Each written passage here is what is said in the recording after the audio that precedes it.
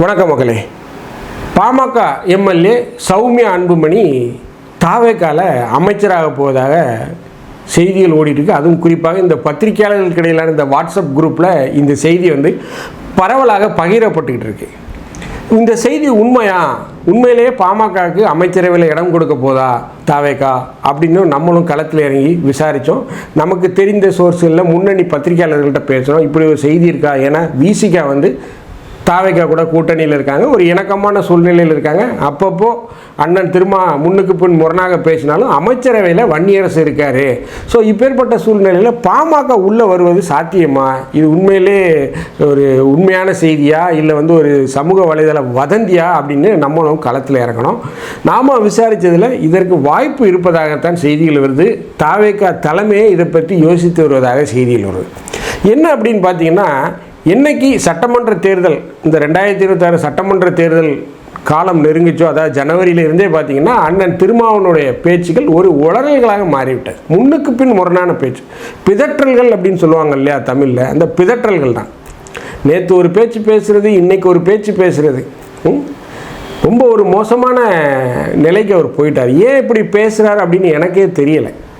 அவருக்கு மிகப்பெரிய ஒரு அழுத்தம், மறைமுக அழுத்தம் அவருக்கு திமுகவால் கொடுக்கப்படுது, அது நமக்கு தெரியும். பட் இருந்தாலும் பொதுவெளியில் ஒரு பண்பட்ட தலைவர் இந்த மாதிரி பேசுகிறாரே அப்படின்னு நமக்கு தோணுது. அவர் மேலே உள்ள கிரெடிபிலிட்டி குறையுது. இது நம்மளே இப்படி யோசிக்கும்போது அண்ணன் ஜோசப் விஜய் தமிழக முதல்வர் இதை பற்றி திங்க் பண்ண மாட்டார். அவருக்கு எவ்வளோ பேர் ஆலோசனை கூடவங்க இருக்கிறாங்க. ஸோ அந்த தகவல்களின் அடிப்படையில் பார்த்திங்கன்னா திருமாவளுடைய உளறல்கள், அந்த பிதற்றல்கள் பார்த்திங்கன்னா முதல்வர் ஜோசப் விஜய் அவர்களுக்கு ஒரு மிகப்பெரிய எரிச்சலை ஏற்படுத்தியிருக்கு. என்னடா இருந்தாலும் கூட்டணியில் இருந்துக்கிட்டு நமக்கு ஆதரவாகவும் பேசுகிறான், அங்கேயும் பேசுகிறான்னு அவர் ஒரு எரிச்சல் போடுறார்.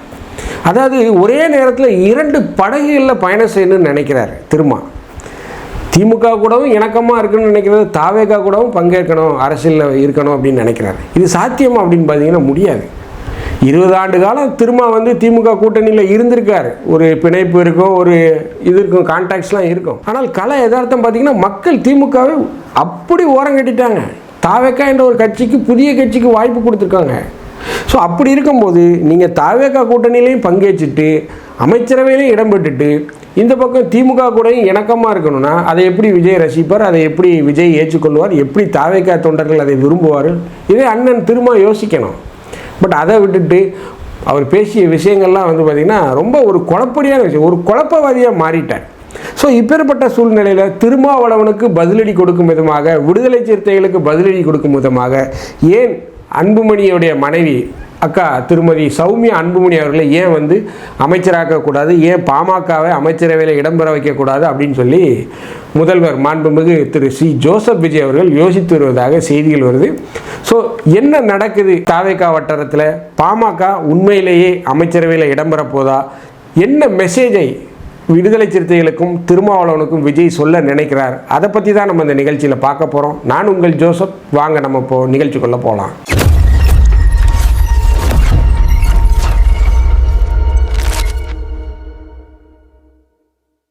திருமாவளவன் நான் மிகவும் மதிக்கக்கூடிய ஒரு தலைவர். இந்த ஆதி திராவிட நல மக்களுக்காக ரொம்ப கடுமையாக உழைக்கக்கூடிய ஒரு நபர். ஆனால் இன்னைக்கு அவருடைய பேச்சும் செயல்பாடுகளும் பார்த்திங்கன்னா முன்னுக்கு பின் முரணாக இருக்குது. அவர் என்ன சொல்கிறாரு? திமுகவும் தாவேக்காவும் இந்தியா கூட்டணியில் இணையணும் அப்படிங்கிறார். தேசிய அளவில் பிஜேபிக்கு எதிரான ஒரு அணியை கட்டணும். அந்த அணியில திமுகவும் இருக்கணும், தாவேக்காவும் இருக்கணும். அதுதான் என்னுடைய பார்வை. இந்த இடத்துல தாவேக்காவுக்கும் திமுகவுக்கும் எதிரும் புதிருமான நிலை இருந்தாலும் கூட உள்ளபடியே கொள்கை எதிரி என்று சொல்லக்கூடிய தாவேக்காவும் அதுல இருக்கணும், பிஜேபியை தொடர்ந்து எதிர்ப்போங்கிற திமுகவும் அதுல இருக்கணும். இதை நான் சொன்னா திருமாவளவனுக்கு என்ன ஆச்சுன்னு கேட்பாங்க. தாவேக்காவுடைய முதன்மையான எதிரி, முதல் எதிரி யாரு? திமுக தான். அப்படி இருக்கும்போது திமுக இருக்கக்கூடிய கூட்டணியில் எப்படி தாவேக்கா இணையும்? இன்னொரு பக்கம் திமுக என்ன சொல்லுது? எங்கே காங்கிரஸ் இருக்கோ அங்கே நாங்கள் வரவே மாட்டோம், அந்த இதில் பங்கேற்கவே மாட்டோம்னு சொல்லி திமுக ஒரு பக்கம் சொல்லுது. ஆனால் திருமாவளவன் என்ன சொல்கிறாரு? திமுக இருக்க இடத்துக்கு கூட்டணிக்கு தாவேக்கா வரணுங்கிறாரு. இது எந்த விதத்துலையாவது பொருந்துமா? யோசிச்சு பாருங்கள், எங்கேயாவது பொருந்துமா? அதுக்கு அவர் சொல்லக்கூடிய காரணங்கள் என்ன? ஏன் கேரளாவில் நடக்கலையா? கேரளாவில் கம்யூனிஸ்டுகளும் காங்கிரஸும் முன்னுக்கு பின் எலியும் புனையுமா தான் இருக்காங்க. ஆனால் பாஜக எதிர்ப்பு அப்படின்னு வந்துட்டா அந்த நிலைப்பாட்டில் இந்தியா பிளாக்ல அவங்க இல்லையா அப்படின்னு சொல்கிறார். அதாவது கம்யூனிஸ்டுகள் ஒரு நீண்ட நெடுங்காலமாக இருக்கக்கூடிய கட்சி, காங்கிரஸ் ஒரு பேரியக்கம், தாவேக்கா இப்போ தான் வந்திருக்கு. அந்த மிகப்பெரிய ஒரு பண்பட்ட நிலையை தாவேக்கா அடையணும் அப்படின்னா அதுக்கு காலங்கள் எடுக்கும். ஏன்னா தாவேக்காவுக்கு அதை விட பல முக்கியமான விஷயங்கள் நிறைய இருக்குது. நிறைய விஷயங்களை அவங்க தமிழ்நாட்டில் செய்யணும்னு நினைக்கிறாங்க. ஸோ அதெல்லாம் அவங்க செய்கிறதுக்கு இன்னும் நாள் ஆகும். ஸோ இப்பேற்பட்ட சூழ்நிலையில் அண்ணன் திருமாவுடைய இந்த பேச்சுக்கள் முன்னுக்கு பின் முரணாக, இந்த நேற்று ஒரு பேச்சு, விடிஞ்சா ஒரு பேச்சு, சாயந்தரம் ஒரு பேச்சுன்னு சொல்லுவாங்க இல்லையா, அந்த பேச்சை தான் இப்போ அவர் சமீப காலமாக பேசிக்கிட்டு இருக்காரு. அந்த பேச்சு முதல்வர் விஜயை ரொம்ப எரிச்சல் அடைய வைத்திருக்கு, ரொம்ப கோபப்படுத்தியிருக்கு. இப்படி இருக்க மனுஷனை வச்சுட்டு நம்ம எத்தனை நாள் வண்டி ஓட்ட முடியும்? ஒரு இப்போ பார்த்தாலும் திமுக பாட்டே பாடிக்கிட்டு இருக்காரு, இவரை நம்பி, இந்த கட்சியை நம்பி நம்ம கூட்டணி வைக்க முடியுமா அப்படின்னு அவர் யோசிப்பதாக செய்திகள் வருது. திருமாவுடைய இந்த பேச்சுக்கு என்ன காரணம் அப்படின்னு பார்த்தீங்கன்னா, அதாவது கை கேட்டுனது வாய் கேட்டலை அப்படின்னு சொல்லுவாங்கள்ல, அதை தான். அதாவது திருமாவளவனுக்கு முதல்வர் ஆகக்கூடிய ஒரு வாய்ப்பு வந்தது. பழம் நழுவி பாலில் வரக்கூடிய கதையாக அது கை நழுவி போச்சு. அதுக்கு காரணம் யாருன்னா எடப்பாடி. அவர் கோவப்படணும்னா நியாயமாக எடப்பாடி மேலே தான் கோவப்படணும். பட் மாறாக தாவேக்கா மீது அவருடைய கோபத்தை காட்டுறார். கோபத்தை காட்டிட்டு இன்னொரு பக்கம் என்ன சொல்கிறார், இந்த அரசு 5 ஆண்டுகள் இருக்கும், அதுக்கு எங்கள் சைட்லேருந்து எந்த பிரச்சனையும் வராதுன்னு அதையும் சொல்லிக்கிறார். அதாவது இந்த பிள்ளையும் கிள்ளி விட்டுட்டு தொட்டிலையும் ஆட்டி விடுவான்னு சொல்லுவாங்க இல்லையா, அந்த வேலையை தான் அவர் செய்கிறார்.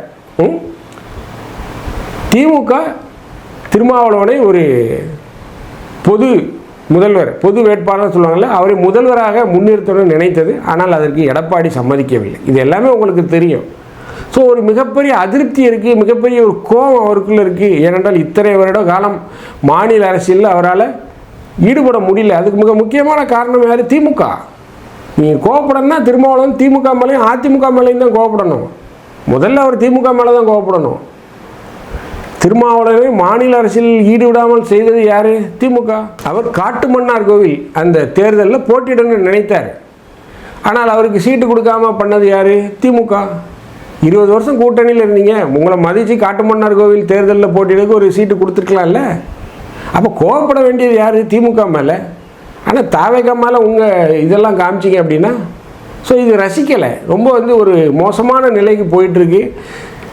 திருமாவளவன் மாநில அரசியலில் ஈடுபடக்கூடாது, ஈடுபட்டால் திமுகவுக்கு பிரச்சனை அப்படின்னு நினைத்து அவரை எம்பி வாக்கி நீங்கள் டெல்லிக்கு போயிருங்க சாமி, இங்கே வராதிங்க அப்படின்னு சொல்லி டெல்லிக்கு அனுப்பிச்சி விட்டார் திமுக. ஸோ இது ஒரு திட்டமிட்ட ஒரு செயல், இந்த திட்டமிட்ட செயல். ஸோ அது திருமாவுக்கும் நன்கு தெரியும். பட் இப்போ ஒரு மாநில அரசியலில் ஈடுபடணும்னு நினைக்கிறாரு. திருச்சி கிழக்கு இடைத்தேர்தலில் போட்டியிடன்னு நினைக்கிறாரு.